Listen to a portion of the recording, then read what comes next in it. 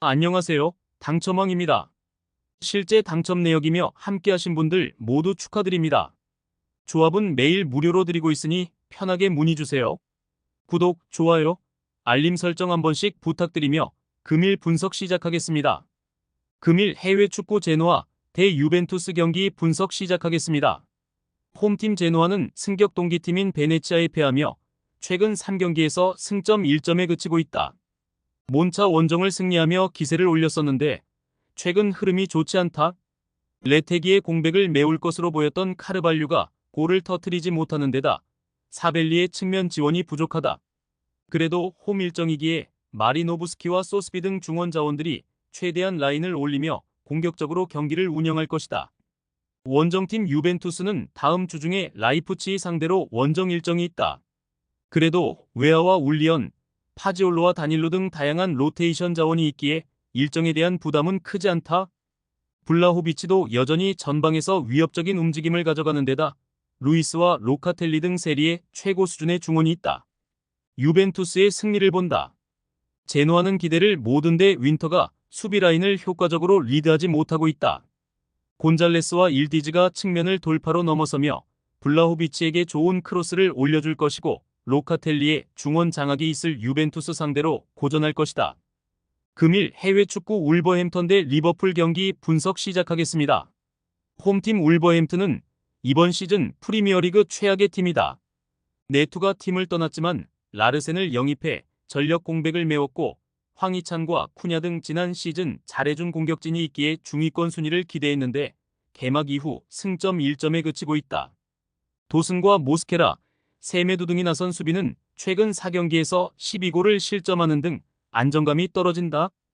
황희찬의 부진도 팀에는 큰 고민거리다. 원정팀 리버풀은 본머스를 잡고 맨시티와의 승점차를 1점으로 줄였다. 노팅엄에 일격을 당했었는데 챔스와 리그 등에서 연승하며 빠르게 분위기를 끌어올렸다. 디아즈는 벌써 5골을 기록하고 있고 살라는 특급 도우미로 나서 4개의 도움을 기록 중이다. 다음 주 중에 볼로냐와 챔스 일정이 있지만 홈이기에 이 경기에도 전력을 다할 수 있다. 리버풀의 승리를 본다.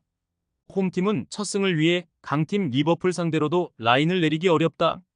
메갈리스터와 소보슬라이가 상대의 중원 공세를 막아내며 역습으로 전환할 것이고 디아즈와 살라, 누네스의 삼각편대가 해결할 리버풀이 승리할 것이다. 금일 해외 축구 소시에다드 대 발렌시아 경기 분석 시작하겠습니다. 홈팀 소시에다드는 주중 유로파 원정 일정에서 니스와 비겼다.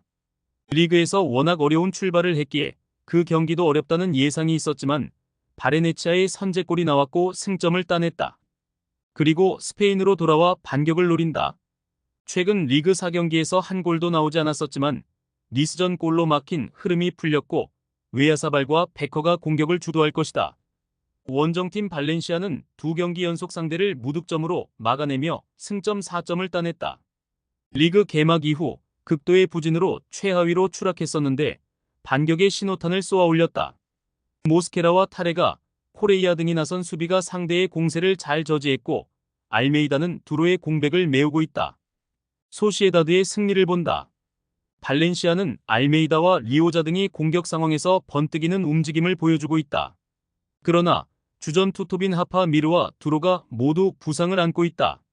멘데스가 돌아온 풀핏으로 홈 경기에 나설 수 있고 주비멘디와 멘데스가 상대의 압박을 이겨낼 소시에다드가 승리할 것이다.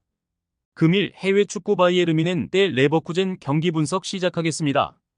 홈팀 미넨은 레버쿠젠에 내줬던 우승컵을 찾아오기 위해 나선 이번 시즌에 좋은 출발을 했다.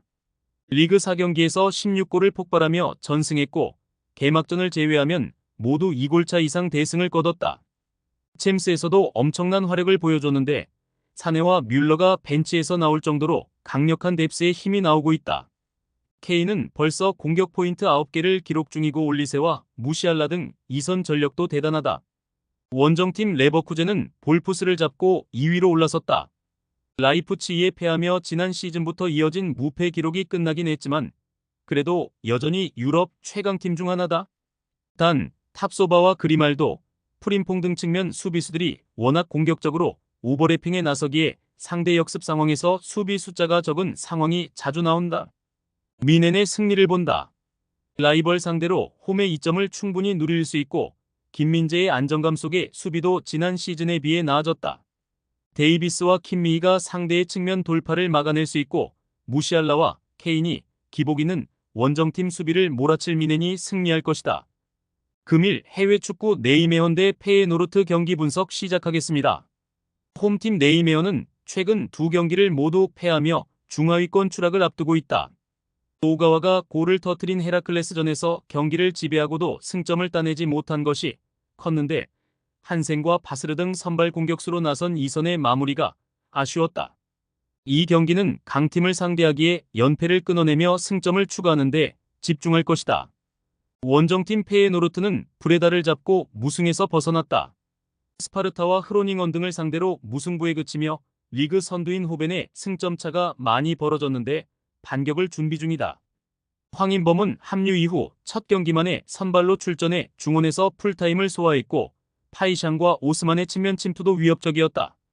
단 히메네스가 부상을 당했기에 이 경기에는 우에다가 공격을 주도할 것이다. 페예노르트의 승리를 본다. 네이메어는 오가와와 곤잘레스로 재편된 공격진이 기회에서 어느 정도는 해결하고 있다.